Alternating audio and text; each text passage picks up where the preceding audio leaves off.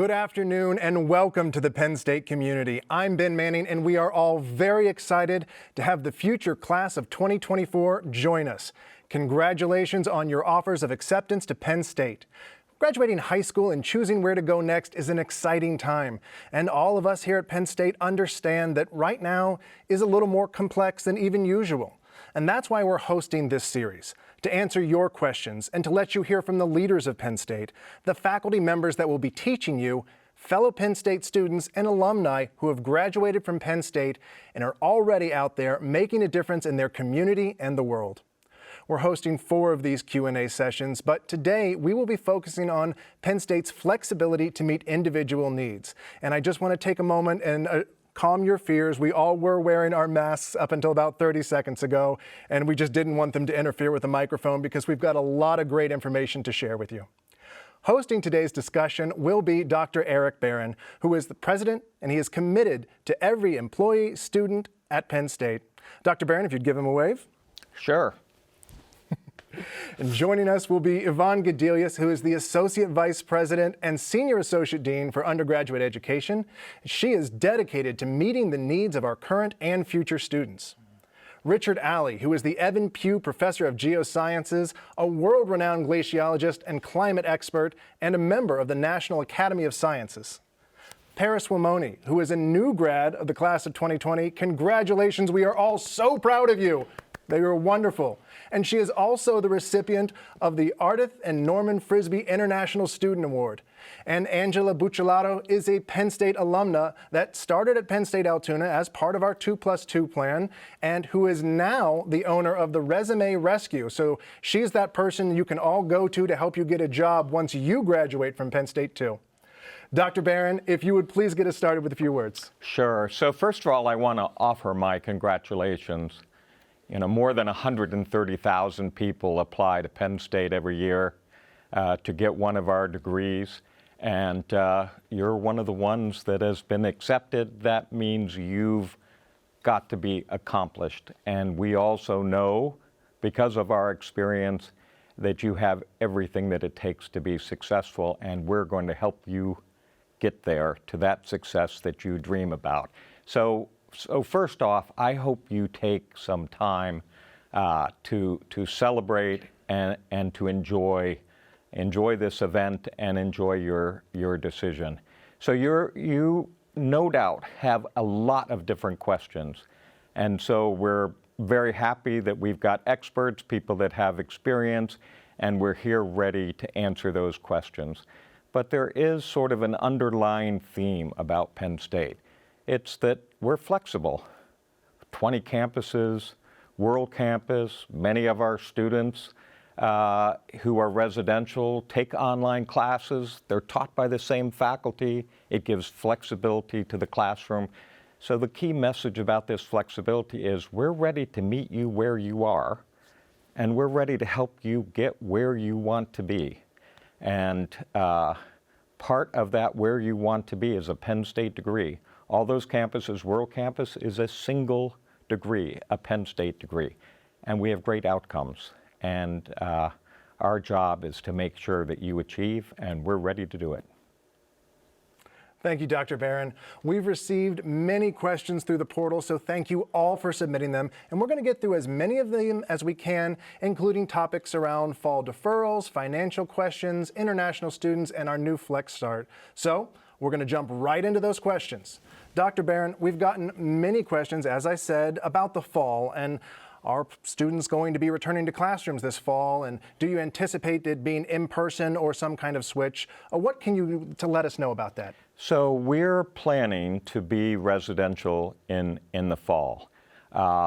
We have teams that are working to make sure that we do this right. 3, basically. Our first priority is the health and safety of our students. We have world-class infectious disease specialists who are on board advising us on how to do this right. We have a group that is focused on getting people back to work. And so you can well imagine, to be prepared for you, opening buildings, doing a lot of other things, kickstarting the research, is an important step, and most important, we have a group that is looking at how to bring people back to campuses and back to our communities. So these are very thoughtful people, experts. We have a great deal of capability, as I described before, in terms of flexibility to do things, to make some alterations. That is our objective, to open residentially in the fall.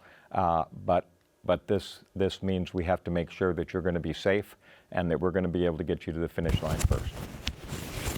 You know, Dr. Barron, you mentioned some of that flexibility right there, and I just wanted to take a moment and say that the Penn State online experience, if that is indeed what we have to go through for part of this, it isn't like any online experience that you may have dealt with in the past. We have just a wealth of experience in this area, 20 years worth. Could you tell us a little bit about that? Sure. So we began 20 years ago developing the World Campus. And that means gathering the expertise, instructional designers, being very thoughtful about how it is that you deliver an education. And the World Campus is taught by the same faculty as in a residential college. Now, in addition to that, we have many, many faculty members, same faculty members, who have been working on online courses, and they're doing the online courses because it adds flexibility to a student's choices, even if residential. And we also know that if you take those online classes, if you take a really high quality online class, that you tend to be much more able to be a lifelong learner, because you know what quality is, and you can step out there and learn the next thing that you might need in your career or the next thing you might do for fun. So this is a part of Penn State and a part of this notion that we're one degree. And we have just many, many different entry points to get that education. And if we could maybe talk a little bit about some of those different paths to get to a Penn State degree. As you said, you know, no matter how you get there, there's Flex Start, there's 2+2. If you could tell us a little bit about some of the different paths to a Penn State degree that, again, they are all a Penn State degree. Well, so if you think about it, you can, in a campus, be local if you're a Pennsylvania resident. We have a campus within 30 miles of 96% of the population of the state of Pennsylvania. You can choose a campus and stay with that campus. You can change flexibly after a year, after 2 years, so that you may start with a smaller community and then expand, if you choose, for instance, University Park, to expand to an even broader set of faculty and a broader set of capabilities as you advance in your education. Or in World Campus and you know, recently in remote education, in which you're there with your entire class at the same time, learning as a community, learning as a cohort. So like I say, very flexible. Flexibility is a part of our DNA, and we have a long history of doing this and doing it very well. The World Campus has been ranked in the top 10 of online baccalaureate degrees over and over and over again. This is something we're good at. Thank you very much. And lucky you at home, you're going to hear from some of the people that took some of those different paths, some of the 2+2 options. So we're going to get to hear firsthand what it was like for those students. But we'll get to them in just a little bit. But Yvonne, we have a question for you first. And this has come in through many people. And they're asking if you can tell us about what the deferral option is. Specifically, will freshmen have the option to defer until spring semester? Sure, thanks, Ben. That's a great question, an important question, and I know a lot of people are really struggling with this decision. As Dr. Barron said, there's many, many paths that you can start your Penn State degree. It is, and we recognize too that for many families, their circumstances have changed and they may be trying to figure out how to pay for college, all of those things. It is possible to defer to the spring semester to get more clarity. However, one thing I think we want people to think about with that too is not to defer your future. So we all know what happens if we have something where we don't engage with it for a long time. So let's say we don't take any classes. We don't study. We don't do a math class. We don't write. We don't research for months. We get rusty in those habits. So I think what we're also encouraging people to do is think about, rather than deferring entirely, maybe you can take one course, maybe take 2 courses, so that you stay academically engaged, that you keep those habits of the mind going all through that. And we are ready to help you figure out what that might look like, what the best option might be for you, and how to be successful, so that when we are able to be back in person, whether that's the fall or the spring, you are ready, you will have met friends, you will know your advisor, you will know faculty, and you will be ready to start and have that path through to graduation. You know, it's important to remember, I've heard you say that we're not just talking about what's convenient for the next couple of months, but we really need to be thinking about what your 4 years is going to look like. Yeah, absolutely, Ben, and that is such an important point too. And obviously we're all trying to look towards the future when we're past this current situation and past the pandemic, and we can come back to whatever normal is going to look like. So really putting it in that larger context, remembering what the quality of a Penn State degree is, the incredible faculty that you'll have here who you'll study from. You'll hear from one of our great faculty members in just a moment, and we've got 2 wonderful now alums, both alums, who can talk about their experiences, all of the peers that you meet, and some of the terrific results that Penn State has, joining the largest alumni network in the country then in 4 years, a university that produces second most CEOs of any university in the country. So all of those things are still going to be here for you. And I think we all share the hope that then in 4 years, when you're walking across that Penn State graduation stage, you will look back on this. And yeah, it wasn't the start that any of us thought you might have, but it was a start that got you on that path and got you to graduation with all of the benefits and all of the strengths of a Penn State education. That is a great point. You mentioned the CEO stat, which I just love hearing that, because maybe a little bit of bragging rights, because it puts us even above the likes of Harvard. Dr. Barron, I know you're really proud of this one too. I am, absolutely. We've got a lot of statistics like that are important, I think, to today's students. So, for example, corporations have completed a survey on where it is they recruit for jobs. And Penn State is in the top 5 of places to recruit for jobs. Everybody, especially in this world, wants to make sure that they've got employment and not just a job, but a career at the other end of it. We also know that we rank number 2 in terms of the number of CEOs of major corporations. Now, I admit Stanford's number 1 and Harvard's number 3. But that's pretty good company for a Penn Stater. One of the other things that I find to be really important is when you ask students why it is that they picked a place, many of them will tell you that they've picked a great place also because of the networking that is provided. And Penn State has the largest dues-paying alumni association in the world. And it is ranked as the most impactful for students after graduation. So these are the types of things that come as outcomes, not just from that quality of a degree, but that you can count on because of the value of that Penn State degree. Thank you very much for that. And we will be, in our 4th event of this series, we will be focusing on the value of a Penn State degree, but that was an excellent little teaser there. Yvonne mentioned some of our fabulous faculty. So Richard Alley, we've got a question for you that came in. So how does Penn State look out for individual students and help them succeed at such a big institution? Yeah, well, we're waiting for you. We are here for you. Each unit, each campus, each department is customized to do the best for you. If you were to come to work with us in geosciences, you'll start in a first-year seminar, small group, a lot of discussions how to succeed at Penn State, important topics, either for the major you've chosen or for helping you pick one. You'll be headed towards classes with peers, with core faculty that'll have opportunities to work together on projects, to get to know each other, their student organizations, and your major related issues. We'll be headed towards a field camp where you'd go out into the Rockies and map the geology with a group of your fellow students? Let me tell you one story. We have a project called CAUSE that each year does exciting things within the college. The tech right now is being done by Topher Yorks at WPSU. He and I were part of a project to build an online course. We recruited a dozen advanced earth science students, environmental science students. Topher helped teach them how to film.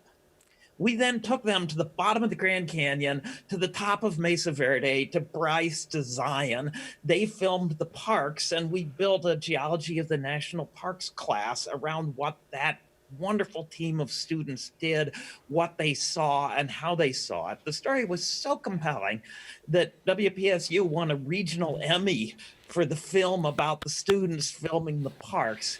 That project would not be the same today, but it's ongoing. You will have opportunities to do things, to build teams, to feel like you belong here. Thank you, sir. That was great. And I guess that really points out something wonderful about Penn State. Whether you want to be the person who is actually mapping those rocks, or if you want to be the Emmy award-winning journalist, you can do both of those things here at Penn State, and it's fantastic. Angela, I got a question for you. When you were at Penn State Altoona, how did working in that environment instill the resilience in you to graduate and now own your own business? So going off a few points that were mentioned, first of all, our network there. I mean, if you come to Penn State, it's all what you make out of it. If you want to get involved in Greek life, if you want to get involved in Blue and White Society, which is part of our alumni association, you can do that. I mean, starting out in Altoona, I had leadership roles where I was president, vice president of different organizations. And that's where that really got the CEO kind of business ownership mentality from the beginning. I mean, I like starting off small because I got to talk with faculty and I got to really build really good relationships. And even when things got tough, and that resiliency of the professors out my freshman and sophomore year, where I didn't know a single person in the state of Pennsylvania, being from Michigan, that they're like, no, like we're here to help you. Like, what can we do? Let's talk through it. I changed my major midway through sophomore year. So just the resiliency in the Penn State community, and that held true going to University Park. I mean, I have had such great experiences, and these faculty really shaped me into who I am today. Thank you, Angela. And can you tell us a little bit more? You own a business, the Resume Rescue, but you're doing something a little bit different now. And how are you helping out folks during these challenging times? Yeah, so I actually thought, what can I do to help? I'm obviously not a healthcare worker, but I have actually friends that I met at Penn State Altoona and University Park that are nurses and healthcare workers. So I started a campaign to do donations, whether it was just monetary donations or writing a nice card, whatever that may be. So I started donations for just monetary donations, raised over $5,000, all to feed frontline workers. And then I did mass donations. I have quite a big network of those that like to sew. So let's put people to work. Let's do this. So as of the last count, I believe we were at over 800 masks have been delivered for essential workers. We have fed over, I believe, 2,000 healthcare workers at the last time I checked. But a lot of that came from, and even the nice notes I received were people I met at Penn State were saying, this is incredible what you're doing. Let me share this with my network. Let me see what I can do. But majority of the notes I received, whether it was on Facebook, other social media, a text, a phone call, were from Penn Staters. So that was unique. And I'm able to do that because I own my own business and make my own hours to help the community as well. That's just another great example of Penn Staters giving back to their community. Paris, I'm going to talk to you for a minute. And again, I just want to congratulate you on your recent graduation. You are a Penn State graduate of about a couple of days. So I hope it feels wonderful. Yes, congratulations. Everyone give her a little applause there. A lot of hard work, and you deserve it. I just want to ask you a quick question about also that 2+2 program. And what was your experience like at Penn State Brandywine and then coming to University Park? I had a beautiful 2+2 experience. It was very instrumental for a smooth transition for me into college and into a new country as well, right? So immediately I was able to feel the warmth of this Penn State family. I was able to develop a network of faculty, staff, and friends who were very supportive of me, who helped me move into and discover new parts of myself, who exposed me to new hobbies and new studies. It was quite quite wonderful. The same network also set me up when I moved and transitioned into University Park with colleagues they knew here, and I was able to have a very smooth continuation of my studies into University Park. Thank you very much. Dr. Barron, we have another question for you, and we have gotten a lot of questions from our public about financial matters and questions about if we don't end up being in person in the fall, will there still have to pay full tuition, even if it's a different experience and different resources? Can you tell us a little bit about that? Sure. So first of all, we're very sensitive to the financial needs of our students and the families that are a part of Penn State. This is the reason why we've had multiple years where we've frozen tuition for in-state students, and we're proposing to the board that we freeze tuition for all students coming into the year. It's also the reason why we made the decision during the summer, when we're at really the height of some of these challenges, that we would discount the tuition for summer sessions 1 and 2, because we really do want people to either finish or get started and have it have as little financial impact as possible.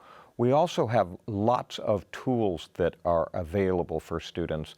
The Sokolov-Miller Financial Literacy Center and Life Skills Center is a big part of this, where we really have a lot of people and a lot of modules to help you understand how to go through Penn State as efficiently as you possibly can in terms of the resources you need. We don't want you to pay a penny more to get that great degree. Beyond that,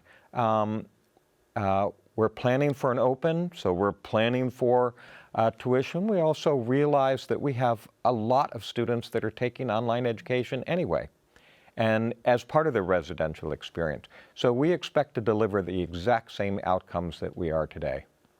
And will there be any different payment options as we go into this system? So financial aid always will work to help you make sure that you're successful.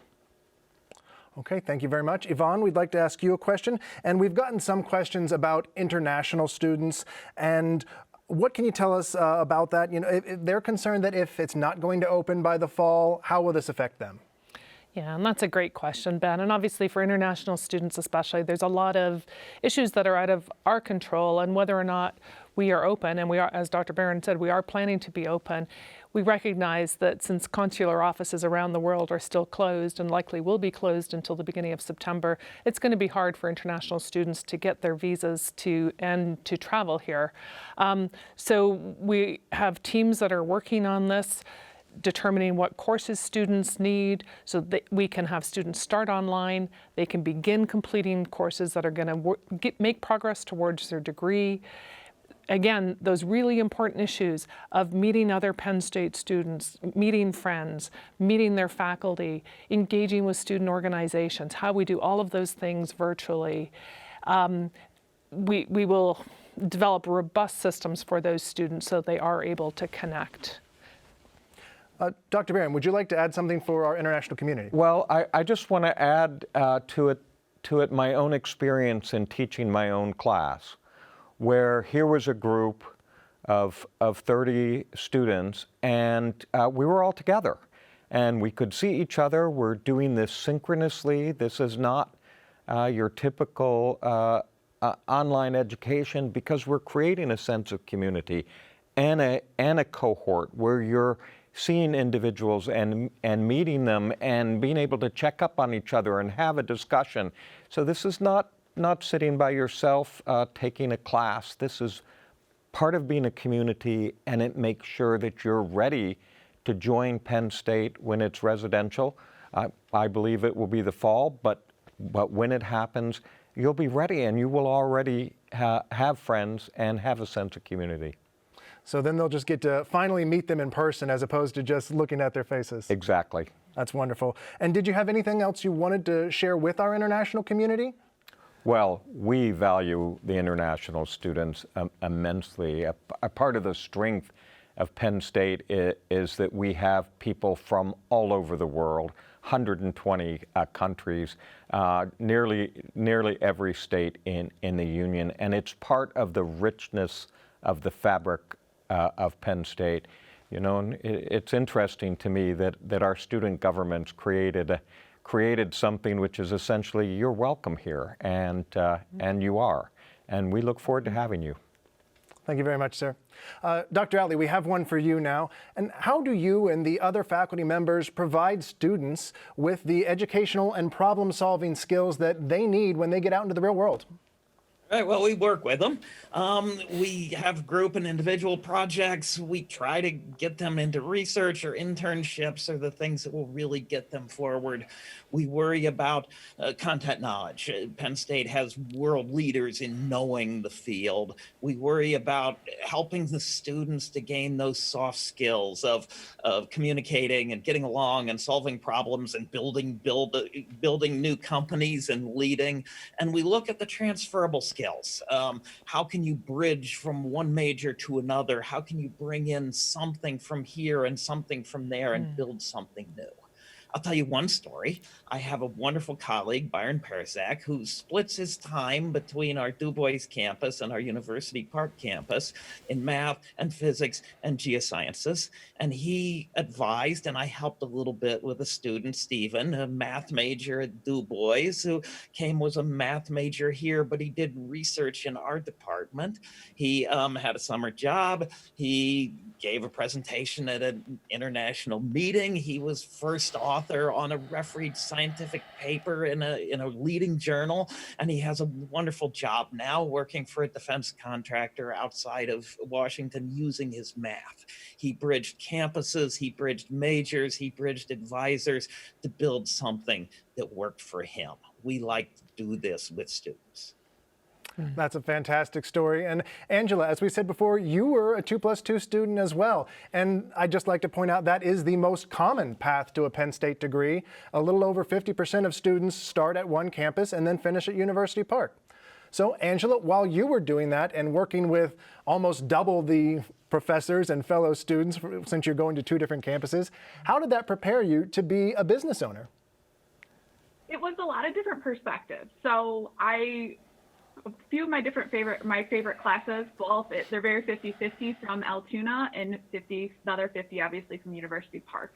What I found was I got a lot of different backgrounds. I had a world religions teacher from from Nigeria, where he gave his background and he gave his skill set. I had an Arabic 3 teacher from Iraq who gave his background and knowledge. I had a defense prosecutor. I've had business owners themselves. So just the background of kind of going and seeing where everyone came from. And what we pride ourselves on is not only a world campus, our 20 campuses, and our largest alumni network too, is that I truly felt that way, and how I can take a little bit from all I've learned, all my classes, everyone I've interacted with, and create this business. I mean, when you do career services, you go anywhere from technical developers that work for Google to people just graduating college and those who are kind of lost midway in the career of what they want to do. So that really helps me understand maybe a language barrier when working with career services, people coming here on visas to get jobs, those that are trying to go internationally for jobs,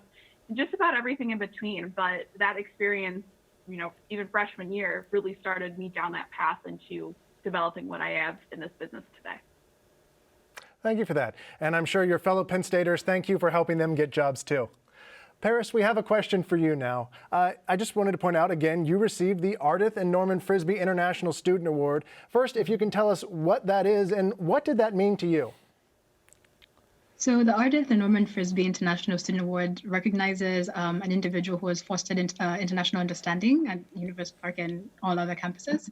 It's been probably one of the greatest honors ever to have just worked with my fellow Penn Staters in coming up with events where we celebrated each other and we celebrated different cultures and multiple perspectives, but also having these very meaningful and sometimes difficult conversations where we were able to be vulnerable with each other. We were able to learn and grow from that, and in turn enrich Penn State community as a whole and ourselves, right? And we've continued to take these forward to whatever jobs we have, to whatever classes we have, encouraging those conversations and celebration of the richness that is at Penn State, as has been said so much before. So really, one of the greatest honors of my life to receive that award, but an even greater honor to have worked on these things and to see them still continuing and to just see students enjoying. Thank you so much for sharing that with us. Yvonne, we've just heard about a couple of students who did that 2+2 program and obviously very successful. Congratulations once again. But we wanted to, there's something a little relatively new that people might not be as familiar with, and it's called FlexStart. So what can you tell us about FlexStart? Thanks, Ben. That's a great question. And as you said, this is a new program this year. And it is one of those things, recognizing that people's circumstances perhaps have changed since they applied to Penn State. And while we're planning to be in residence in the fall, people might want to be at a campus that's closer to where they live. FlexStart gives them the opportunity to do that. Students can reach out to any of the 19 undergraduate campuses other than University Park and choose to begin there for a year. After that 1 year, they can choose to go back to the campus where they were originally accepted and that they originally applied to, or as many students do, they may want to stay at that campus for a second year and then move through the 2+2, or even stay at that campus for a whole 4 years and get their degree from that campus. I think, as you've heard a couple of times during our conversation today, one of the great things about Penn State, one of the strengths, is no matter which of our campuses you're at, it is the same curriculum, it is the same Penn State degree, it is the same faculty. And you're going to have those great learning opportunities no matter where you are. This is really an effort, though, to give you the flexibility that you might need. Well, I know people fall in love with like the forests at Mont Alto and, you know, the duck pond in the Michon Center at Penn State Altoona. Yeah. So, people fall in love with where they start and they might want to stay there. Yeah. Yvonne, I'm going to stick with you for just a little bit longer. And how does Penn State blend those different types of learning community opportunities? Yeah, it's another great question because Penn State brings the resources of a large, world-class research university to bear on the education that we offer students. So whether it is through those paths where you can change between campuses, whether it's what you've already heard about between taking face-to-face courses and online courses. So we know, for example, that 57% of our residential students choose to take an online course while they're an undergraduate at Penn State. So again, all of that flexibility, all of those different ways to learn.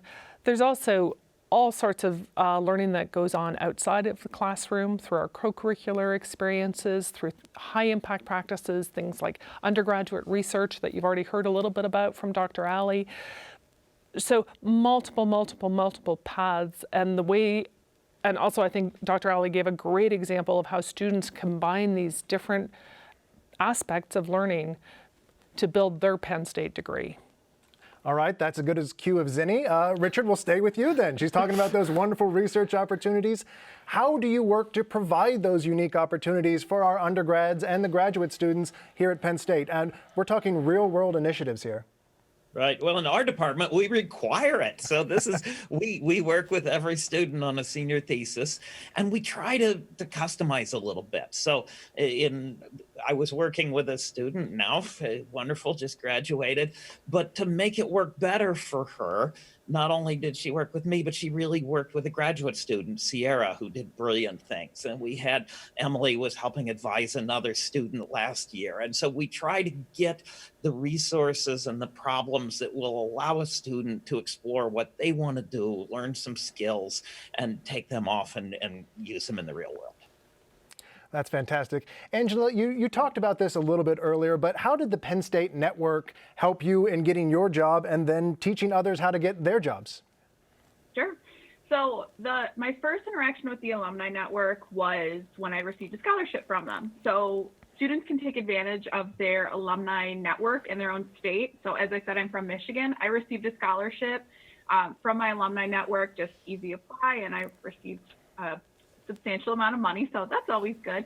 But my network not only helped me to, here's a clear pathway, here's what we can do if you're confused at what you want to do when you grow up, so to say, they outlined that for me. I had a professor junior year, so while I was at University Park, that I was applying to internships, and she was my English teacher, and I said, hey, I don't know how to write a cover letter. Like, can you help me out with that?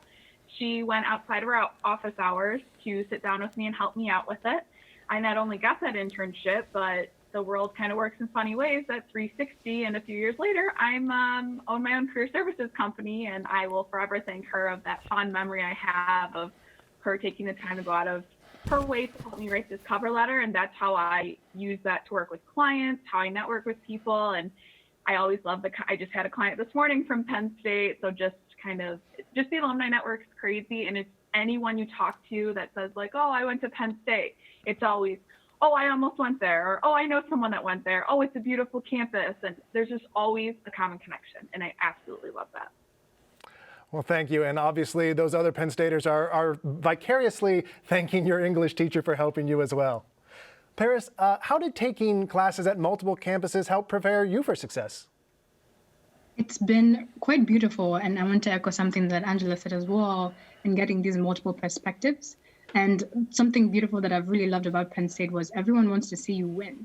And so everyone does their best, their level best, to get you to those places where you can then be picked up by somebody else, or you're already flourishing. So taking these multiple classes not only gave me multiple perspectives and a different number of issues, it gave me a network of support that I have till today, that I can call back on these faculty and staff and people who assisted me and students who are in these classes with me, and they'll be there till today to help me advance. Thank you very much. Dr. Barron, you heard it from her. What are your thoughts on how broadening a student's experience like that can help prepare them for the world? So I think you heard it from everybody there. Breadth of experience makes a difference. So if you have different faculty members, different perspectives, different sets of friends that you're working with, and you advance that in changing campuses because it acts as a multiplier, then I know you're getting that breadth of experience and those personal connections that help make you successful. And that's what we're all dedicated here. We are all dedicated to our Penn State students' success. Thank you very much, sir. Yvonne, in this current environment, many students are concerned about the unknowns out there, of which there are many, but especially as they might feel on a college campus. What advice would you give to them, and how should they proceed in this process? Yeah, thanks. And I think that's something that people are giving a lot of thought to. And it's not an easy question. It's a very personal question. And we want to help you make the right decision. At the same time, as Dr. Barron said at the beginning, to be accepted at Penn State means you have worked exceptionally hard throughout high school to get here. You are ready for this. We are ready for you. We want to work with you. We will be there for you, and we will help you seize the future. So we want to be part of your success, and let's do this together. Rather than pausing and just waiting for an uncertain future, let's make a future together, is what I would say. Let's seize the moment. Thank you very much. Dr. Barron, one of the specific concerns that many people have is the cost of higher education. And you can look at this as an investment in your long-term career, but could you talk a little bit about what a Penn State degree will get them? Well, and I think we've mentioned a few of these things. Mm-hmm. It gets you an incredible network at the other end of it. It gets you a large number of corporations, big and small, that are coming to Penn State because they like the work ethic of the individuals. They like this can-do attitude of Penn State students. They like the strength of the education, and they like how comprehensive it is, that you can have so many different experiences. So those are all great outcomes. And we see a lot of true success stories, and it doesn't matter whether it's the individual that's in Broadway or the CEO of a major company, or whether you're creating your own company. We have 20 launch boxes that help people develop their own companies or help other companies be successful. We have a tremendous amount of outreach that is in service to society. There is such a breadth of opportunity presented by a Penn State degree, and we see those incredibly positive outcomes in the success of our graduates. And we can see some of them in our screen right there. 2 very successful outcomes. Again, thank you very much for being here. Yvonne, we have another question for you. And one of the other worries that we're hearing from our prospective students is transitioning to a college student. And what's that going to be like for them? And is there a way to make that a little easier? Yeah, and that's another really important question, Ben, so thanks for asking that. I think there's a couple of things. First of all, you all have applied to Penn State, so you have a relationship with admissions. We have admissions counselors at all of our campuses who are ready to talk to you. If you have questions about Flex Start, they will help you figure out if that's the right thing for you to do. They might help you figure out how you can start part-time if that's what you need to do. Once you've had that conversation, the next step, of course, is new student orientation. Ordinarily, we do that in person in the summer. This summer, given health and safety and the advice from our experts, that is going to be virtual, but it is an amazing event that they are planning for you. And again, we know that one of the big things about going to college is meeting people, making friends, making those connections, getting engaged. And all of new student orientation is going to be built around that. And whether those people that you're meeting are your peers, who you may become lifelong friends with, or your advisors, or your faculty, that is going to put you on the path to transitioning to college. And then we will look forward to seeing you at Welcome Week in August and really getting started. When we are definitely looking forward to welcoming all these students. And but you know, we wanted to end on sort of a fun note. It's not all studies here at Penn State. There are some wonderful things. So we're doing a little bit of lightning round questions that are going to be just a little bit more fun, as I said, but real fast questions, short answers. So if I can ask all of our participants zooming in to unmute your microphones, because this will be quick. Dr. Barron, we're going to start with you. What is your favorite Creamery ice cream flavor? Well, my favorite is Alumni Swirl. You would think that's because I love the Alumni Network, but it's actually because the combination of blueberry, vanilla, and chocolate is just too good to pass up. It's fantastic. Yvonne, I know you're not a huge ice cream fan, but the Creamery has many other types of products. What do you like there? Yes, I know. I hate to admit that I'm not an ice cream person, but you can go to the Creamery and 2 fabulous things. They make fantastic cheese from the same fresh milk that the ice cream's made from, and a Pennsylvania tradition, grilled stickies, which if you've never had one, they're pretty amazing. And for those of you keeping track at home, Penn State Creamery also has a grilled sticky ice cream, which is very sweet but very delicious. Okay, Richard, same question. What is your favorite ice cream flavor at the Creamery? Yeah, death by chocolate. That is a classic. Almost everyone answers that. So, Paris, what do you think? What to be the whiteout? Whiteout is a new flavor, and it's really good. It's popcorn, buttered popcorn flavored, but it tastes like a really buttery vanilla with these white chocolate flakes in it, and it is fantastic. All right, Angela, bring us home. What is your favorite Penn State Creamery ice cream flavor? Peachy Paterno. Peachy Paterno, very refreshing as we're getting into these summer months. So, Angela, I'm going to stay with you. When you were on campus, where did you do your best studying? Ooh, there's so many options. If it was a beautiful day, I love sitting outside the library steps because it's so traditional of like any movie you see about college or high school. It's like the perfect view. And I had the moment of, oh, I'm really in college. Like I'm at Penn State University. This is cool. So my favorite spot, if the weather permitted, would be outside on the steps of the library. Paris, how about you? Where do you like to study? I enjoyed studying in the Hub library. So the Hub had some little sections where I was away from all the noise, but you still had the social. So the Hub library would be. And when you were at Brandywine, where did you like to study at Brandywine? Oh, I'll take a one. The library was actually our spot. Great answer. Richard Alley, what is the prettiest season on campus? It's always pretty. I mean, in the spring, there are baby ducks and the flowers at the Alumni Center. But I think it's really the fall. There's a tree, a maple at the end of our building with this giant arch of red leaves. It's just glorious in the fall. Absolutely. So as you're taking your tours on campus, make sure to watch where you're walking and don't step on the baby ducks. Yvonne, can we ask you the same question? Prettiest season on campus? Boy, I'm really torn. I'm like Richard. I think that it's it's beautiful every season. I think for me it might have to be spring when the elm trees on the mall first come into leaf, and it's just such a delicate green, and they're so graceful and such historic trees. It's stunning. It really is beautiful. It's a beautiful campus. OPP does very wonderful work making sure there are fresh flowers, and it's beautiful and green everywhere you look. So thank you guys and women. You do a wonderful job. Dr. Barron, where is your favorite spot to take a picture on campus? You know, I don't know. I like the contrast between Old Botany, which is a small little building, goes back a lot of years, the oldest building where they planted all the trees because they were teaching a botany that helped make our campus beautiful, and then go all the way to the Millennium Science Building, which is modern, incredibly high-tech laboratories and this sort of exotic structure. It's the contrast there that I really like. And you know, that says a lot about Penn State too, because we have this storied tradition where everything is stately and beautiful, and then you look to the other side and there's these modern buildings that, you know, with these microscopes, the Titan microscope, that is just really, really impressive that people come to us to use. So that is one of the wonderful things about Penn State. All right, Paris, we're going to go back to you. Where was your favorite spot at Brandywine to take a picture? Oh, it had to be right in front of the Commons building.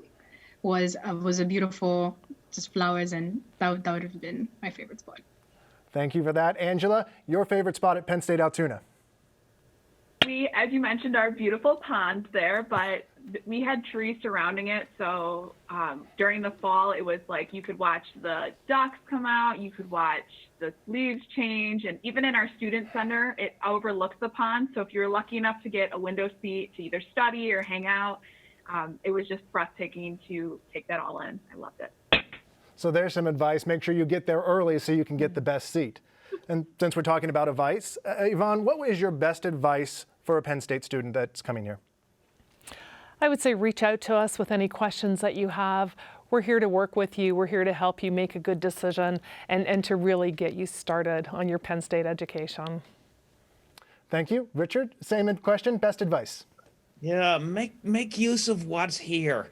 You could go to Aspen with your skis and spend the whole time on the bunny hill, but you're gonna go to ski the big powder down the big slopes. We can go. We can do things here. Make use of us. Thank you very much. Angela, best advice. Like Richard said, take advantage of everything, but everyone's in the same boat freshman year. I mean, if you're afraid to talk to someone next to you, I met my roommate, who's one of my very best friends, that we just talked to each other. We found each other online, and funny enough, but other friends I've made were just from starting a conversation. We are all nervous. We are all terrified. Most of us have never lived away from home. I mean, 18 years old, it's terrifying moving to a new campus, whether that's Commonwealth or main campus. But take advantage of it. Take advantage of the teachers you have, and a good way of saying make that relationship, because those are the people that shaped me into who I am today, and really, you know, ease my nerves, because it's so scary, especially for coming from you're coming internationally, you're coming from another state. I mean, just take advantage of it. It was some of my favorite 4 years of my life, and just use it and have fun and eat the ice cream. Definitely eat the ice cream. Okay, Paris, you are the closest in age to our prospective students. What is your advice? Definitely explore the resources and explore the community. Very early, create a balance. Stay healthy physically, emotionally, and we have wonderful resources at Penn State to help you do that. An incredible intramural building and a white building, pools, and we have incredible counseling and psychological services. So be explorative and open and ready to learn. Thank you very much. That was a wonderful addition. Dr. Barron, can you provide some final advice of the day for students thinking about coming to Penn State? Sure, I'm happy to do so. So, you know, I see a lot of people that are sort of sitting on the sidelines, and they're watching the world swirl around them. And I think that's the case where the world continues to move and you're not moving with it. And your choice is instead to be the person that actually is changing the future, that's going to have that impact by stepping in there and beginning to learn and do and create the career. I see a lot of students at Penn State where they sit there and every day they say, okay, what can I do more? What can I do better? And here is a faculty and a staff that really wants people to be successful and to help them with what they want to do more and what they want to do better. And if you take the combination of those two things, you end up with a graduate that runs the future, isn't sitting back and watching. You end up with a graduate that's running the future. And that's what I hope for everyone, that instead of watching the world change, you're the ones that change it. Thank you very much, sir. That was wonderful and great advice all around. Thank you all for answering our questions today, and thank you to everyone who tuned in. I hope we answered your questions, but we know you have many more. And if you have follow-up questions, you can submit them through the Google form on this site, and we will do our best to address them either in future sessions or in a wrap-up from that. This event, along with all of the others, will be archived on this same website. And I want to remind you that the next event will be Monday, May 18th at 3:30 p.m. Eastern Daylight Time at classof2024.psu.edu. Then we're going to be focusing on the Penn State student experience, hosted by Damon Sims, Vice President for Student Affairs. In that session, we will be discussing topics like the college experience at Penn State, transitioning to college as a freshman, as we talked a little bit about today as well, and ways that we're keeping your safety our #1 priority. We're going to post the video, as I said, from all of these Q&A sessions at classof2024.psu.edu for future viewing. Thank you all again, and welcome to the Penn State community.